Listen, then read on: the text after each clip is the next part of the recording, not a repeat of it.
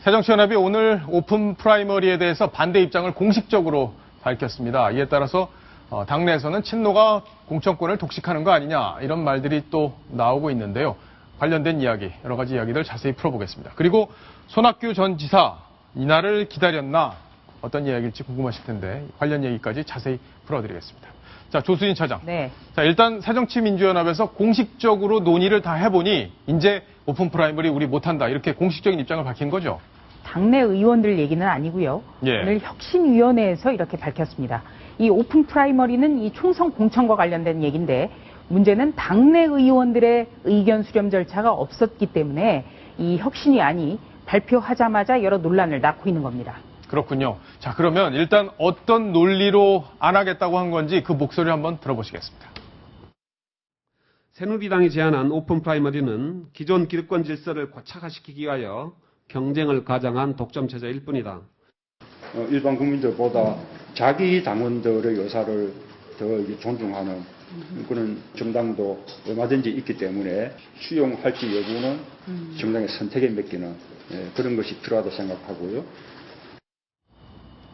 자, 그러면 들어보면 그거예요. 기존의 현역 의원들 오픈 프라이머리를 하게 되면은 신인들에 비해서 상대적으로 유리하지 않느냐. 그럼 결국에는 기존 현역 의원들의 기득권을 지키는 것 아니냐. 이게 지금 혁신위에서 발표한 내용이란 말이에요. 네.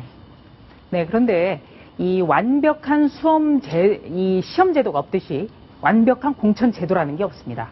여론조사 경선을 하더라도 문제가 되는 거죠. 예. 과연 여론조사를 어떤 기관이 어떻게 질문을 해서 어떤 의도를 가지고 혹시 질문을 했는지 이런 의혹이 계속 끊이지 않고요. 지난번에 새정치민주연합이 민주당 시절에는 시민 배심원단이라고 해서 중앙당에서 선거인단을 추출해서 그분들이 후보를 선택하도록 했을 때도 굉장히 잡음이 나왔습니다. 이거는 주류 측의 어떤 기획된 거다. 이런 비판이 굉장히 끊임없이 많았는데요. 예, 지금 혁신이라든지 문재인 대표가 이 오픈 프라이머리에 대해서 현역 의원들의 기득권을 지키는 제도다. 이렇게 비판을 했는데 엄밀히 말하면 이 신인에게 장벽이 높지 않은 제도라는 건 없습니다. 예. 네. 그렇기 때문에 당내 의원들은 혹시 이 기득권을 내려놓지 않기 위해서 이런 얘기를 하는 것 아니냐. 이런 질문을 던지고 있는 거죠. 제가 이 오픈 프라이머리에 대한 그 우리나라 도입 과정 역사를 잠깐 소개를 해드리면요. 2001년까지는 오픈 프라이머리라는 단어 자체가 굉장히 우리에겐 생소했습니다. 2001년 10월쯤에 새천년민주당에서 이 특대위, 특별대책위원회라는 걸 만들어서 국민 참여 경선이라는 걸 첫 도입을 했습니다. 그때 제가 출입기자였는데 국민에다가 참여자를 붙이는 걸 두고도 굉장히 많은 논의가 있었습니다. 예. 네, 그만큼 기존의 어떤 당원이라든지 대의원이 선출하는 대선 후보라든지 총선 후보보다는 국민이 참여하도록 한다. 그래서 참여에 굉장히 큰 무게를 뒀고요. 그 이후부터 이 오픈 프라이머리는 어떤 형태든 굉장히 진화한 공천제도라고 평가를 받았습니다. 그런데 김무성 대표는 오픈 프라이머리를 주장하면서 당 대표의 기득권을 내려놓기 위해 제안한다. 이렇게 얘기를 했습니다. 그렇다면 여기에서 이제 문제가 더 되는데요. 새정치민주연합의 문재인 대표가 반대를 할 경우에는 당 대표의 기득권을 내려놓지 않기 위해서 반대하는 것 아니냐. 이런 의문을 가질 수 충분한 어떤 근거가 됩니다. 그럴 것 같아요. 네. 비노계에서는 야 이거 문재인 대표가 친노랑 공천권 딱 쥐고 우리 비노계들 쳐내기 위해서 이거 오픈 프라이머리 안 하는 거 아니냐 이런 생각을 의심을 얼마든지 할 수 있는 상황 아닌가 싶습니다. 왜냐하면 이제 김문석 대표가 대표의 기득권을 내려놓기 위해서 나는 이걸 제안한다고 밝혔기 때문에 예, 바로 그 점이 좀 의문시되는 거고요. 또 한 가지는 바로 민주당 시절부터 가져왔던 오픈 프라이머리에 대한 제도 추진 문제. 그리고 지난 대선 때도 이 가지고 있던 것을 다 뺏겼습니다. 뭐 준비된 대통령이라는 구호라든지 중산층과 서민을 위한 정당이라든지 경제민주화라는 구호라든지 다 가지고 있던 것을 뺏겼는데 2001년부터 개발해온 오픈 프라이머리의 주도권을 갑자기 여당이 갖고 간 겁니다. 그러네요. 여기에 대한 당내 불만도 굉장히 많죠. 그리고 지금까지 이 오픈 프라이머리에 대해서는 굉장히 이게 또 논란이 될 만한 소지가요. 이 오픈 프라이머리를 그동안에 계속 외쳤던 분들이 박영선 의원이라든지 전북 도당위원장인 유성엽 의원이라든지 이런 분들이 다 비주류라는 데도 문제가 있습니다. 그렇군요. 네. 그렇기 때문에 오픈 프라이머리를 도입하고 안 하느냐의 문제가 야당에서는 주류와 비주류의 대결로 또 치닫고 있는 겁니다. 예. 자, 그러면 짧게 하나 짚어볼 포인트가 있는데 예를 들어서 김현 의원의 경우에는 지금 비례대표인데 안산 단원에 출마하겠다고 사무실을 냈잖아요. 네. 근데 오픈 프라이머리를 하면 여러 가지 경쟁을 통해서 국민들이 후보를 뽑는 건데 지금 같은 제도 안에서 한다면은 친노가 가장 중요하게 생각하는 김현 의원 전략 공천할 수도 있는 거 아닙니까? 네, 전략 공천이 할 수도 있고요. 또 현재 그러니까 새정치민주연합의 현재 규정 그리고 혁신위에서 지금 내놓은 것은 전략 공천이 20% 할 수 있다라고 규정이 분명히 돼 있습니다. 혁신이 아닙니다. 이것 때문에 비노기에서는 또 반발을 하는 거고요. 또 한 가지는 지금 현재 규정으로는 여성이 경선에 참여할 경우에는 가산점이 있습니다. 그래요. 네. 그렇기 때문에 현재의 제도, 그러니까 오픈 프라이머리 말고 어떻게 보면 현재 혁신위의 제도로 간다면 김현 의원 같은 경우에는 주류의 가산점에 여러 가지 유리한 조항이 있겠죠. 그러네요. 하태원 차장. 네. 김문성 대표 뭐 오늘 반발을 했을 것 같아요. 야당이 네, 저런 네. 입장을 내놓을 거라고 물론 예상은 했죠. 그렇죠. 그러나 반발을 했을 것 같습니다. 어떻게 보면 이제 프레임 전쟁에 걸려들었다고 생각할 수도 있을 것 같습니다. 김무성 대표는 작년 7월에 취임 일성으로 나는 기득권을 내려놓겠다. 공천권을 국민에게 돌려드리고 내가 행사하지 않겠다. 이런 어떤 개혁적인 성향을 가지고 대표가 된 인물 아니겠습니까? 그래서 그 이후로 계속 그 오픈 프라이머리를 몰아붙여서 결국 당론으로 이걸 추진하겠다는 그런 어떤 뚝심 있게 그걸 관철해낸 그런 과정을 겪었는데요. 결국 오늘 새정치민주연합 쪽에서 받아들일 수 없다는 얘기가 나옴으로 인해서 공천 혁신을 피하려고 한다. 이런 얘기들을 지금 내놓고 있습니다. 그래서 그렇군요. 국민들의 어떤 압력에 견디지 못하고 결국 받아들이지 않겠느냐 이런 이야기를 하고 있는데요. 결국 이 오픈 프라이머리가 받아들일지 여부에 대해서는 여당, 야당 결국 갑론을박들이 계속 이루어지게 될 것으로 보이는데 정치권 현실에서는 현재로서는 받아들이기 어려운 거 아니냐 이런 이야기들이 많이 나오고 있는 게 사실입니다. 네, 그렇군요. 일단 오픈 프라이머리라는 제도라는 것은 여야가 합의를 해야 되고 법이 개정돼야 하기 때문에 과연 현실 가능한 거냐. 네, 이 문제가 있습니다만 그 전에 앞서서 여당이 공천제도를 과감하게 수술하자고 제안을 하고 있는데 야당이 반대하는 것, 이거 굉장히 독특한 프레임입니다. 원래는 야당이 의제를 치고 나가고 여당이 그건 안 된다라고 반대하는 그게 원래 정상적인 겁니다. 계속 그리고 이 혁신위에서 혁신안으로 내놓는 것이 당 내부에서도 비판을 받는 것. 자, 학교에서 급장이라는 제도가 이거 굉장히 권위주기라고 해서 반장으로 바뀌었습니다. 그런데 사람은 같습니다. 이걸 과연 혁신으로 받아들일 수 있느냐. 바로 이 문제를 당내에서 주장을 하고 있는 겁니다. 사무총장 없애고 총무본부장을 만드는 것. 이거를 혁신안이라고 하는데 근본적인 선거제도에 대해서는 여당은 계속 고치자고 하고 야당에서는 안 된다고 반대를 한다면 이건 굉장히 복잡한 구도가 됩니다. 예. 자, 그럼 결국에는 뭐 비노계 입장에서는 야, 이러다 이거 진짜 친노예에서 우리 다 학살되는 거 아니야? 이런 불안감이 커질 수밖에 없는 그런 상황일 텐데. 조수진 차장. 네. 지금 신당 얘기가 이제 꾸물꾸물 계속 흘러가고 있습니다. 그런데 이제 관심을 받는 사람이 손학규 전 지사더라고요.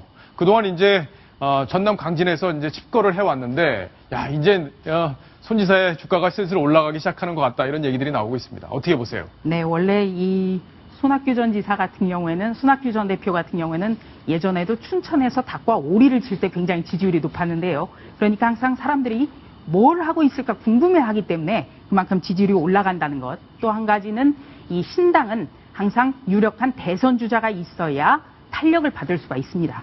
그런 차원에서 지금 이 중도 세력의 대안으로 거론되는 대선 후보 뽑으라면 다시 손학규 전 대표를 꼽는 분들이 많은 거죠. 그렇군요. 자, 그러면 돌아옵니까? 뭐 지금까지는 계속 손살에 치고 나 안 가, 뭐 이런 식으로 얘기를 했는데 지금 뭐 측근의 전원에 따르면은 돌아올 상황이 무르익고 있다, 뭐 이런 얘기를 하고 있는 것 같아요. 일단 손학규 전 대표 가장 큰 강점이 진정성이라는 데는 이견이 없습니다. 한번 정계 은퇴를 했기 때문에 다시 돌아올 가능성은 어느 정치인보다 굉장히 낮다고 평가는 되지만 예, 정치는 생물이기 때문에요. 좀 두고 봐야 됩니다. 그리고 아직 2017년 대선까지는 아직 멀죠.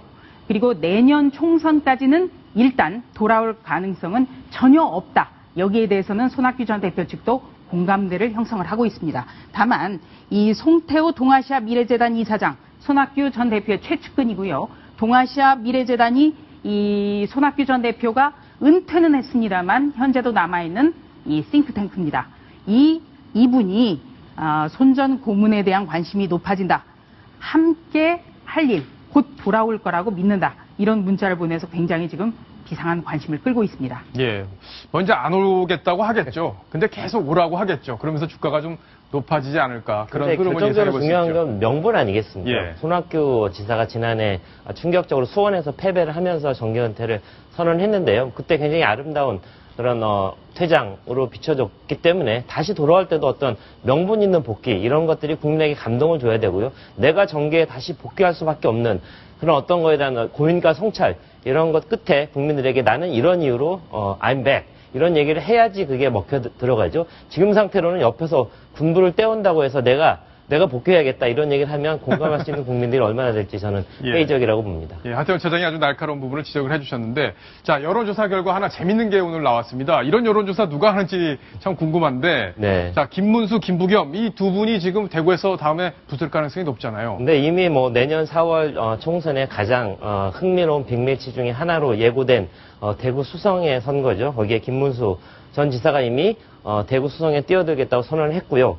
이미 김부겸 전 최고위원, 김부겸 전 의원은 대구 수성에서 계속 표밭을 갈고 있습니다. 그렇기 때문에 대구일보가 이번에 7월 19일부터 17일부터 19일 3일간 여론조사를 돌려봤는데 흥미로운 결과 김부겸 전 의원이 47.4%로 김문수 지사를 약 10%포인트 차로 압도하고 있다는 얘기가 나왔습니다. 일단은 김부겸 전 의원 지난 선거 때도 한 40% 후반대의 지지율을 올렸기 때문에 저 정도 안정된 지지율을 보이고 있다고 보여지고요. 김문수 전 지사의 경우는 이미 이제는 뒤에 후발 주자이기 때문에 아직은 선거운동 시작되지 않았고 아직은 이 부분에 대해서 시간이 좀 필요하기 때문에 아직까지는 본인의 어떤 인지도가 지지도로 연결되지 않는 그런 예. 상황인 것 같습니다. 좀 더 두고 봐야 된다.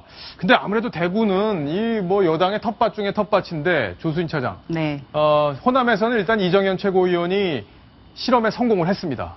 김부겸 전 최고위원 같은 경우에는 아직 가능성만 보여주고 있는 상황인데 어떻게 예상하십니까? 저는 저 여론조사를 보면서 역시 대구다 이런 생각을 했습니다. 왜냐면요, 이 김부겸 전 의원의 경우에는 지역주의 타파라는 이 대명분을 가지고 2012년 총선 때부터 지금까지 뛰고 있는데 불과 한 달 전에 돌아간 이 한 달 전에 낙향한 김문수 전 지사가 이 정도 한 10%포인트 정도로 지금 바짝 추격했다는 거죠. 예. 네. 이거 오히려 이게 김문수 지사 꽤 높다? 그러니까 생각보다. 지금 2012년 총선 때부터 뛴 김부겸 전 의원 그리고 상당한 대의명분을 가지고 뛰어들었지만 이 김문수 전 지사가 불과 한 달 전에 이 수성갑에 깃발을 꽂았는데 지금 이 정도 수치라면은 어떻게 될지 모르는 상황인 거죠. 그러네요. 저는 오히려 그래서 대구의 이 표심이라는 거는 상당히 공고할 수 있다. 예. 네, 그렇게 생각합니다. 지금 김문수 전 지사가 내가 출마하겠다 이렇게 선언했는데 지금 김문수 전 지사가 이미 후보로 확정된 건 아니죠.